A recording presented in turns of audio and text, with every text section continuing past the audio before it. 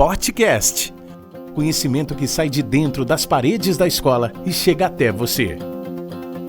Hoje os alunos Henrico Dalla e Eric Timóteo conversam com Renato Aoki sobre carreira, formação médica e questões na especialidade.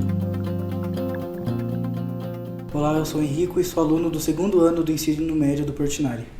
Sou o Eric, também da mesma sala do segundo ano do Portinari. E hoje a gente está aqui para entrevistar o Renato. Se presente, por favor. Olá, Eric. Olá, Henrico. Primeiro agradecer o convite aí, acho muito legal essa coisa de estar conversando, trocando ideias. Acho que para vocês é uma fase de bastante dúvida sobre escolha de carreira, então eu fico contente de poder contribuir com isso. Bom, primeiramente falando assim, eu sou médico, estou aqui em Avaré desde 2003, foi quando eu vim para cá, eu me formei e já vim aqui para Avaré. Sou formado aqui perto, em Botucatu, tá? Fiz a faculdade de medicina aqui de Botucatu, entrei em 1994, tá certo? Então cursei os 6 anos de faculdade, escolhi a especialidade de cirurgia, gastrocirurgia, tá? Então fiz 2 anos de residência de cirurgia geral e terminei a minha especialidade aí com cirurgia do aparelho digestivo, me formei em terminei a residência em 2004 e vim aqui para Avaré, tá bom? Então estou aqui, trabalho aqui em Avaré desde esse período e teve nesse período aí de 2010 a 2013 também cheguei a trabalhar em Botucatu na faculdade junto com os residentes, trabalhei um pouco com essa parte acadêmica, foi uma experiência muito boa, mas com a questão dos filhos pequenos acabei voltando e ficando somente aqui em Avaré. Estou aqui desde lá até agora aqui. Perfeito. Quais você acha que são as escolhas favoráveis para a escolha da gastroenterologia? Bom, Henrico, a gente, na questão da escolha da cirurgia, durante a faculdade a gente vai conhecendo de fato o que é realmente a área de medicina, a gente tem uma visão aí, vamos dizer, um tanto não tão real do que é, e quando a gente vai fazendo faculdade, de fato a gente vai tendo contato com essas especialidades. Eu gosto de atividades assim, de questões manuais, de questão de execução, então a parte cirúrgica de quem gosta disso aí, acho que é interessante. Com relação, Henrico, à escolha da faculdade de medicina, eu acho que, assim, bom, a gente primeiro tem dúvida, o que eu preciso ter de aptidão ou de habilidades para ser médico? Na realidade, eu acho que assim, eu até vou colocar uma coisa que eu acho interessante, que na faculdade, nem sempre os alunos com as melhores notas vão ser os melhores médicos. Então, assim, importante em medicina, a gente precisa ter conhecimento técnico, a gente precisa estudar bastante, mas a gente tem que ter muita habilidade nas questões de lidar com as pessoas, tá? Então a gente tem que ter a questão da inteligência emocional, a gente como médico lida com um monte de gente dentro de um hospital, com equipe multidisciplinar, com enfermeiros, a gente tem que lidar com a questão dos pacientes, quando a gente está com criança tem que lidar com as mães, então no nosso consultório nós temos secretários, secretárias, nós temos pessoas assim que estão à nossa volta, então é importante a gente ter essa questão da inteligência emocional. Soft skills, sim. A gente precisa também de muita energia. Na verdade, o médico, existe uma coisa que a gente chama de ato médico, que as atividades do médico são somente executadas por ele. Então, tem coisas que eu não posso terceirizar. Então, quando eu vou fazer uma cirurgia, quando eu vou ficar horas aí trabalhando e enfim, chamados de urgência, então o médico precisa ter muita vontade, muita energia. E uma das coisas que eu acho importantíssimas na questão da escolha, eu acho que serve para qualquer especialidade, mas a questão de escuta, de ouvir. Quando a gente faz a faculdade, a gente aprende como examinar, como conversar com o paciente, e é engraçado que quando você tem entrevistas com os pacientes, nós temos, assim, a gente tira história, formula hipóteses diagnósticas, e quando vem o professor, ele faz uma história completamente diferente. A gente fala, meu Deus, como que nós estamos conversando com o mesmo paciente, tirando a mesma história, podemos ter conclusões tão diferentes e por consequência, resultados, condutas, diagnósticos diferentes. Então, eu acho que é muito importante para o médico, talvez para as outras especialidades também, saber ouvir o paciente, entender o que o paciente precisa e enfim, para a gente poder ajudá-lo de forma real mesmo. E na sua visão, no trabalho mesmo, ou até na formação, quais as maiores dificuldades assim, dessa profissão mesmo, desse processo todo hoje em dia? Bom, primeiro, assim, a gente precisa ser a questão, ser um bom profissional, e para isso tem que estudar bastante, então tem uma questão de dedicação, então algumas coisas dependem da gente, acho que isso a gente consegue fazer muito bem.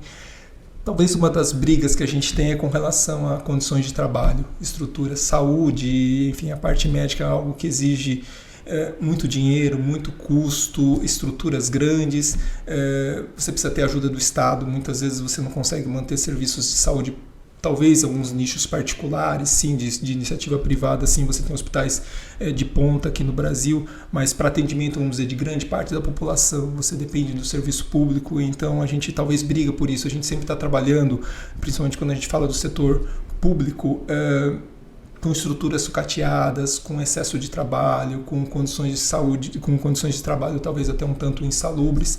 Então talvez esse é o nosso desafio, fazer, acho que a melhor medicina com o pouco que a gente tem. Então a gente gostaria que a gente tivesse um investimento melhor com relação a isso.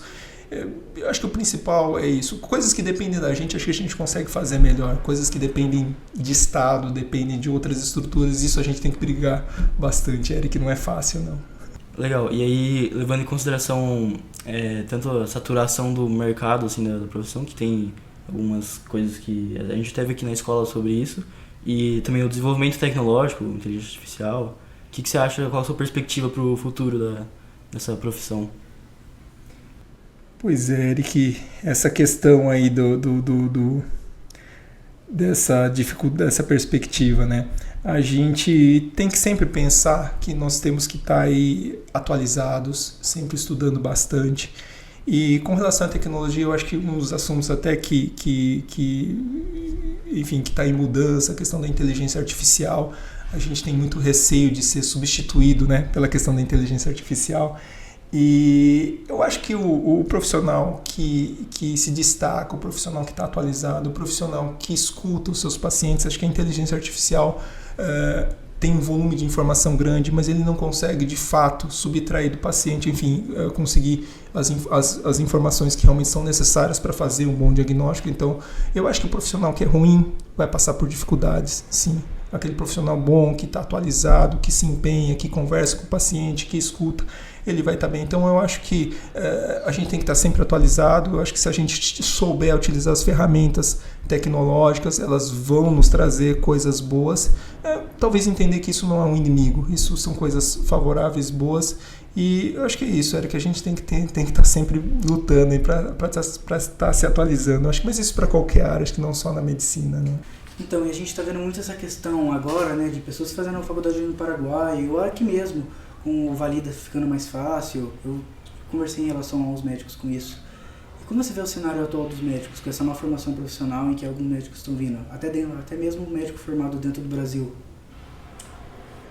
Pois é, Henrico, essa questão da faculdade é bastante complicado. A gente sabe que uma parte da formação, vamos dizer, do bom médico vai depender um pouco das questões individuais. Eu acho que tem pessoas que vão se dedicar, que eventualmente talvez não fizeram uma faculdade que você considere uma faculdade, sei lá, a melhor que a gente tem disponível, mas por conta de todo o esforço, por conta da dedicação, ele consegue se destacar. Claro que isso não é a maioria, a gente se preocupa com a questão da formação. Medicina é uma área que depende muito de questões práticas, precisa de hospital, precisa de paciente. Questão teórica a gente consegue, enfim, corrigir. Mesmo assim, nós temos que ter, vamos dizer que hoje em dia na medicina, para a gente saber sobre a nossa especialidade é muito difícil, uma quantidade de informação absurda. Então, se a gente for falar, bom, eu tenho um médico que consegue saber sobre tudo de medicina, é impossível. Então, uma faculdade, especialidades, você tem que ter um corpo docente muito grande, muito extenso, um número de profissionais muito grandes para você ter, de fato, um curso de qualidade. Rico, isso é uma coisa que não depende muito da gente, a gente tenta brigar por isso. Acho que a gente tem o Conselho Federal de Medicina, o Conselho Regional de Medicina, que sempre está brigando e trabalhando. A gente sabe que existem questões que são políticas, questões que são financeiras. Infelizmente, assim, a gente fica, enfim, sujeito a isso. Eu espero que, acredito que, vamos dizer, quando a gente fala das faculdades que são do serviço privado, acredito que o serviço, que as iniciativas privadas aí consigam fazer faculdades de qualidade. É que se ele for achar que assim a faculdade serve para ganhar dinheiro, eu acho que realmente a gente vai ter um final aí não muito bom. Mas se ele achar que esse dinheiro do que você arrecada com a questão das faculdades for investido em melhor estrutura, eu acho que a gente tem expertise. Nós temos faculdades privadas no Brasil muito boas. Eu acho que nós temos faculdades vamos dizer, de qualidade muito heterogênea. Então a gente gostaria que melhorasse. Espero que as pessoas aí se conscientizem de que a gente precisa ter um ensino de qualidade. Aliás, não só na medicina, mas ensino de qualidade para todo mundo aqui no país, né, no Brasil. Perfeito. E você é gastro, correto? Sim, Henrico. E quais elementos você acha que compõem uma saúde gastrointestinal adequada, boa para os dias atuais? Com relação à saúde, acho que a questão do aparelho digestivo está muito relacionada à questão alimentar. Então, acho que a gente fala, acho que quase como coisas aí muito próximas, a questão da alimentação e a questão da saúde. Eu acho que a gente tem que ter, primeiro ponto, a questão da informação. Precisamos conhecer. Aliás, essa questão da alimentação entra muito a história da educação. Então, acho até que uma das coisas aí na própria escola, eu acho que a escola deveria ter, por exemplo, uma das matérias relacionadas à parte de nutrição. Quer dizer, os alunos deveriam saber sobre os alimentos, que a gente aprende tanta coisa difícil aí na questão e até assuntos que a gente até questiona, a questão de quando que eu vou utilizar isso, e talvez assuntos que realmente de interesse do nosso dia a dia a gente deveria aprender. Então, mas hoje em dia, graças a Deus, a gente tem muito material disponível. Se a gente tiver vontade de estudar, vontade de conhecer, a gente deve correr atrás de uma alimentação saudável.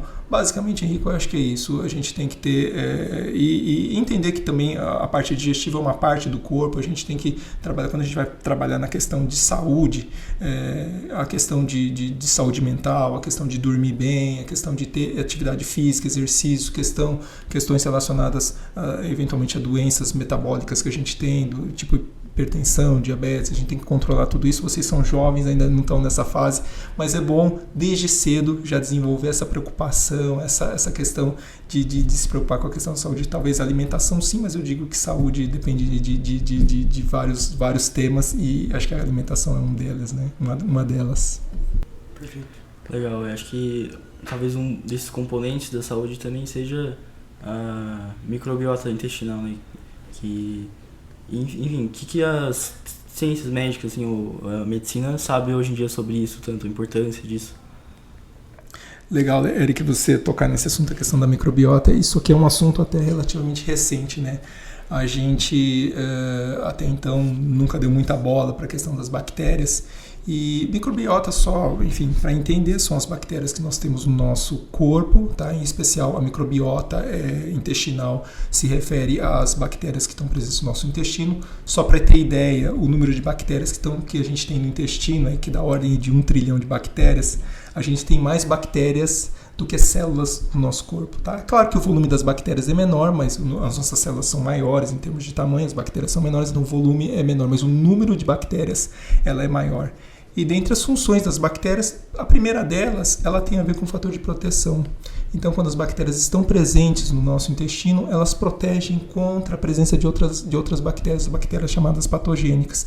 Então, elas impedem quadros de infecção, elas auxiliam no processo de digestão. Então, muitos alimentos, o nosso intestino digere uma boa parte dos nutrientes, mas alguns alimentos são digeridos pelas bactérias. Então, existem a produção de substâncias saudáveis para o nosso intestino, de nutrientes. Então, ela tem uma função realmente importante. Dizem que o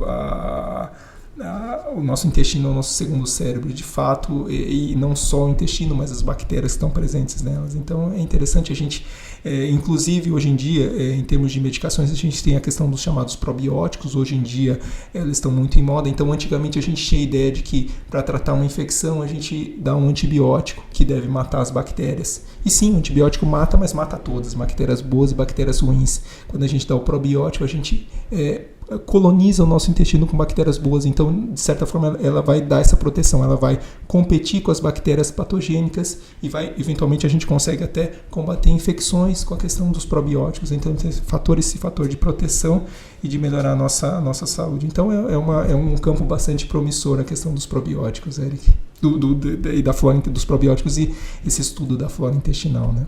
Perfeito. E ainda dentro dessa questão de alimentação, de saúde gastrointestinal, a gente vê que tem muitas pessoas que ingerem ou consomem alimentos que acham que está fazendo bem e não está.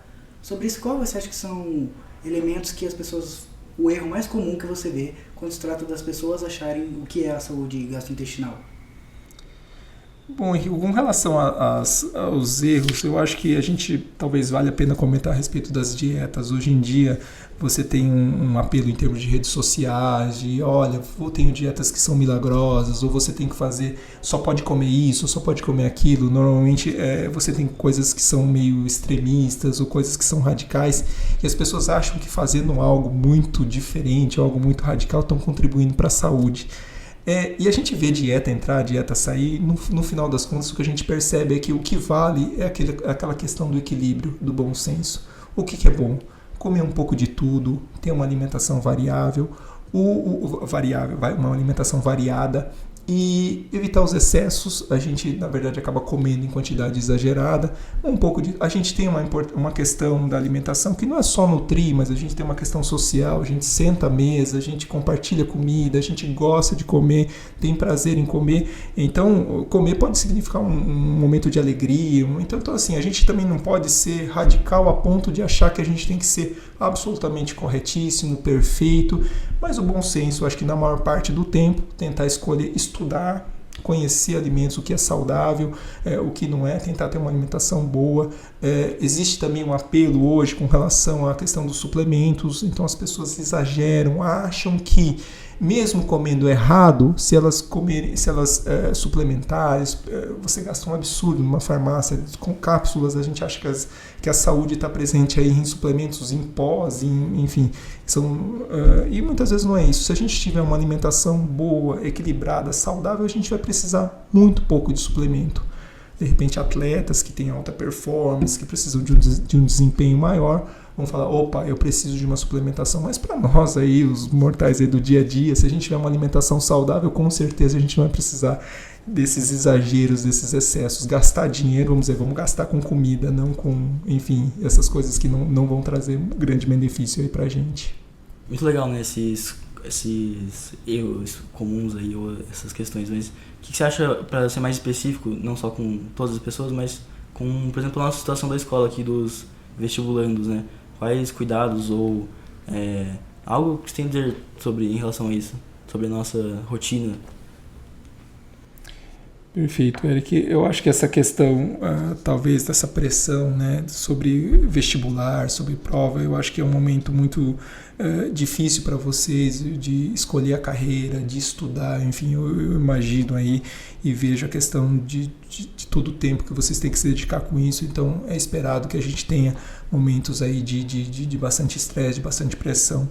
E eu acho que a gente tem que aprender, quando a gente fala sobre estresse, eu acho que e aí, falando um pouco da questão da parte digestiva, a gente acaba atendendo bastante pessoas que nessa questão de estresse, de preocupação, acabam desenvolvendo sintomas, no meu caso, que me procuram relacionados à parte digestiva. É claro que os sintomas relacionados ao estresse podem ocorrer por qualquer parte aí, na verdade, do nosso corpo.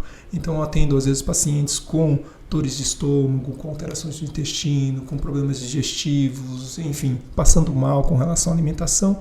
E a gente às vezes investiga, faz exames, conversa, e a gente percebe que existe a questão dos sintomas relacionados ao estresse. Existe uma doença que a gente chama de síndrome do intestino irritável, que entra nas doenças que são chamadas funcionais. Ou seja, você tem muito sintoma, dor, sofrimento, enfim, por conta disso, e não tem uma doença orgânica. A gente faz os exames e não acha nada, ou seja, existe uma alteração na questão da percepção da dor, do ritmo de funcionamento do intestino. Então ele pode prender, pode soltar, pode distender, e muitas vezes o tratamento também não é fácil, porque eu não preciso tratar uma doença. Na verdade, o intestino não está sendo a causa do problema, ele está sofrendo com essa situação do estresse. Então, na realidade, quando a gente foca no intestino, a gente não consegue bons resultados. A gente tem que entender a situação de que essa pessoa está passando por uma situação de estresse, de pressão, e que ela está somatizando, que ela está transformando esse estresse em sintomas, tá? Existem pessoas que vão ter dores no corpo, que vão ter insônia, que vão ter sintomas relacionados ao coração, dor no peito, batedeira, enfim, vão ter diversos sintomas. Então, é muito importante a gente ter em mente que essa saúde mental é importante. E eu digo que, assim, a ansiedade, a gente acha que o melhor dos mundos seria se a gente não tivesse ansiedade nenhuma, né? Eu digo para as pessoas, não, isso aqui a gente vai ter que aprender a conviver a vida toda. A ansiedade serve para que a gente, enfim, procure soluções, para que a gente fique incomodado com isso, para que a gente corra atrás da mudança. Se a gente fosse ter uma pessoa que for completamente, assim, tranquila, ela não vai sair do lugar, ela vai deitar no sofá, vai ficar ali, vai dormir, vai falar, eu não me preocupo com nada. Então, acho que a gente tem que ter uma ansiedade em quantidade saudável. Ela é boa, ela nos movimenta, ela nos faz mudar. Então, o que a gente precisa só não pode deixar essa ansiedade nos atropelar, não pode deixar essa ansiedade crescer e nos atrapalhar. E a gente vai ter que conviver com isso. Infelizmente, ela faz parte da nossa vida e vai continuar sendo, mesmo depois que a gente estiver mais velho, mais experiente, a ansiedade sempre vai estar lá. Então a gente só tem que aprender a lidar com a ansiedade, né? Perfeito. Com o avanço do tempo, a gente vê muita evolução da tecnologia, né? Mas a gente vê ela a parte eletrônica, mas ela também se fez muito presente na medicina, né? E na parte dos alimentos, a gente vê muito agrotóxico, produtos muito industrializados. E isso é muito mais comum, eu vejo isso do que era antes. Essa questão dos agrotóxicos estão sendo muito mais faladas agora, né? E também dos alimentos ultraprocessados. Como que você vê essa parte desses alimentos aí?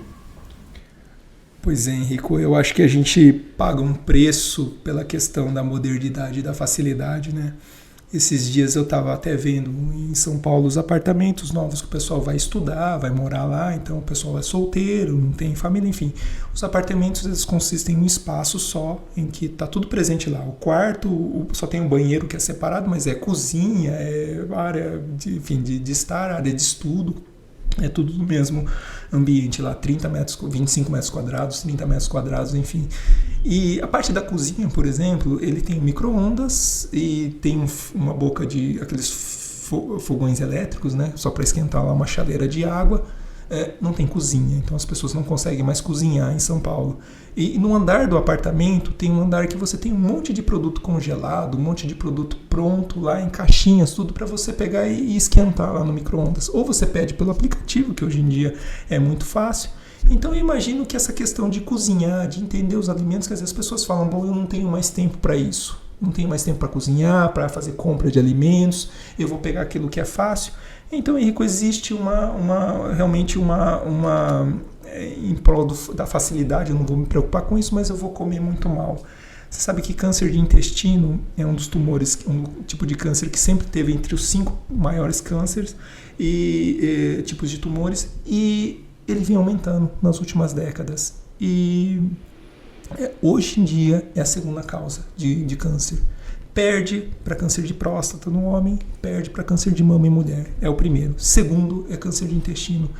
E idade que a gente não se preocupava, aquela idade entre 40 e 50 anos, Sociedade Americana de Gastroenterologia já está recomendando se fazer colonoscopia a partir dos 45 anos, de tão frequente que você tem essa história do câncer.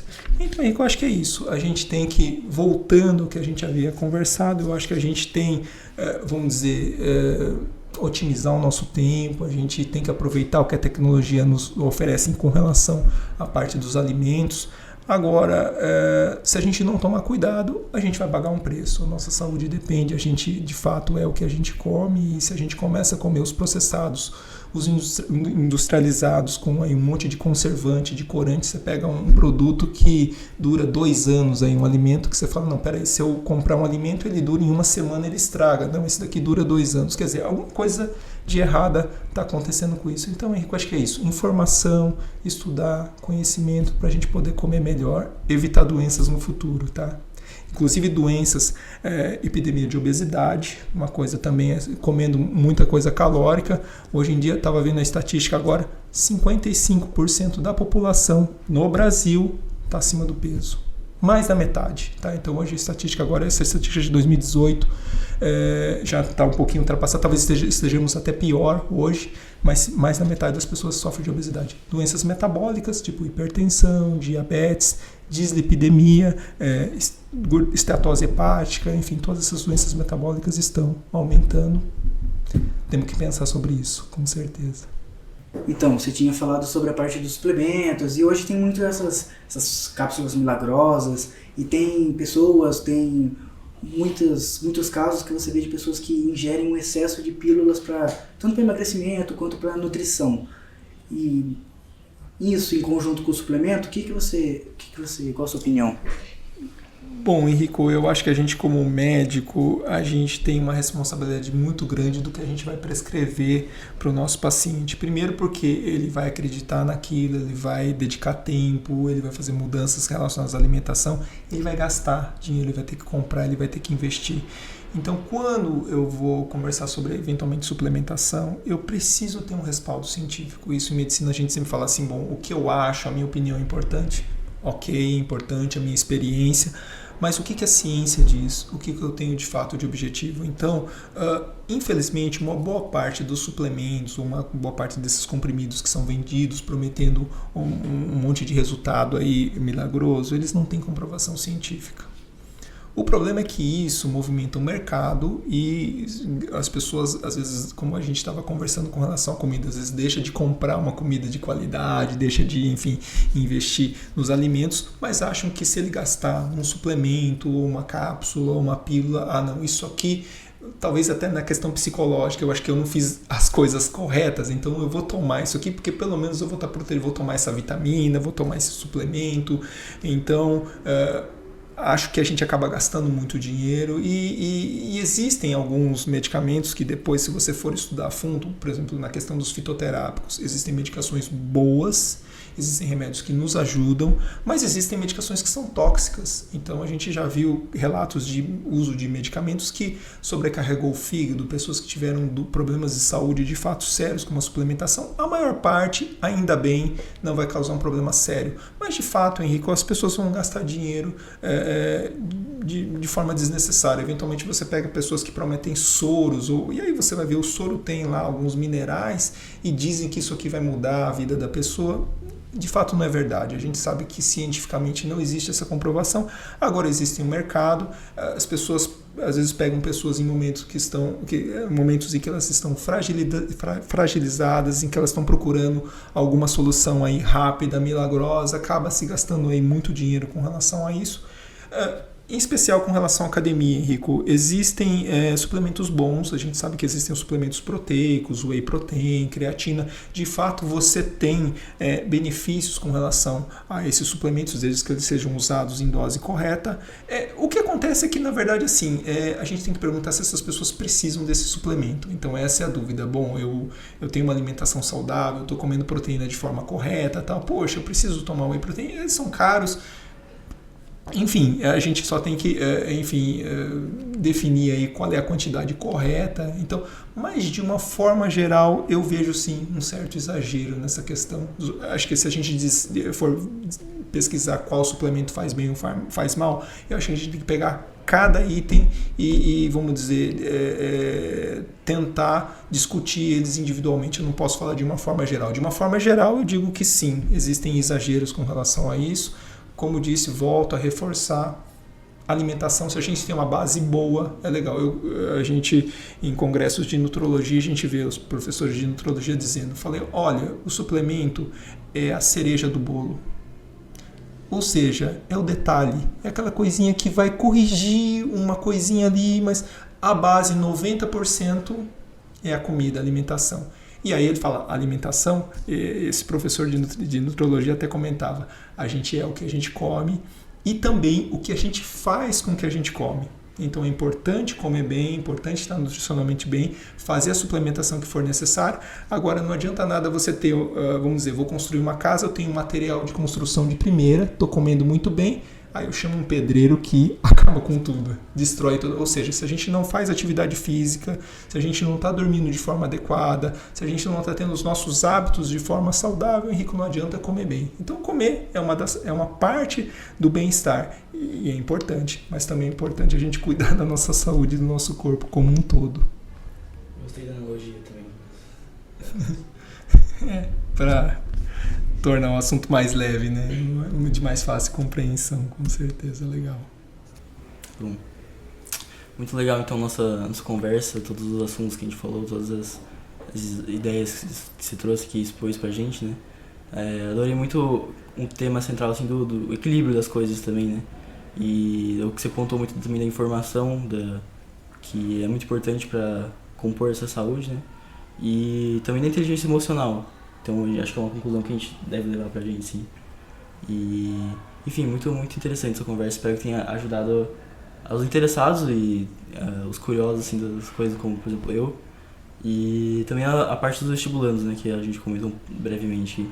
Então, muito obrigado, Renato, pela conversa. Muito obrigado pela presença aí.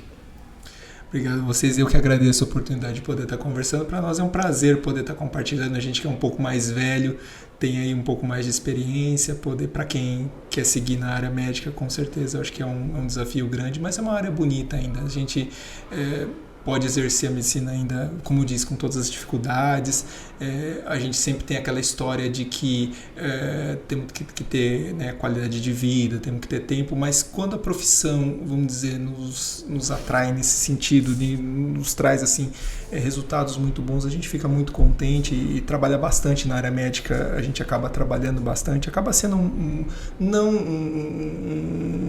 um sofrimento ou um peso. Eu acho que é muito prazeroso fazer bem as coisas, e quando a gente consegue encontrar de fato uma área boa em que a gente se identifique, que a gente consiga fazer isso da melhor forma possível e acima de tudo trazer o bem, que às vezes a gente está trabalhando numa coisa que as pessoas vão se sentir melhor, melhorando a qualidade dessas pessoas, fazendo diagnósticos, tratando ela da melhor forma possível, escutando, se não tratando, mas acolhendo as pessoas, entendendo, trazendo conforto. Quer dizer, isso faz parte, acho que isso é o mais importante aí na nossa profissão. Então acho que o recado para os médicos é isso, a gente tem que saber muito de questões técnicas, tem que estudar muito, mas a gente também tem que entender que a gente está lidando com o ser humano, tem que escutar muito, tem que entender, tem que, vamos dizer, acolher essas pessoas, enfim, trazer conforto também para elas. Eu acho que isso nos traz também muito prazer, muita satisfação no que a gente faz na nossa profissão, né? Agradeço muito e fico muito feliz de poder ter conversado com vocês. Uma jornada que vale muito a pena.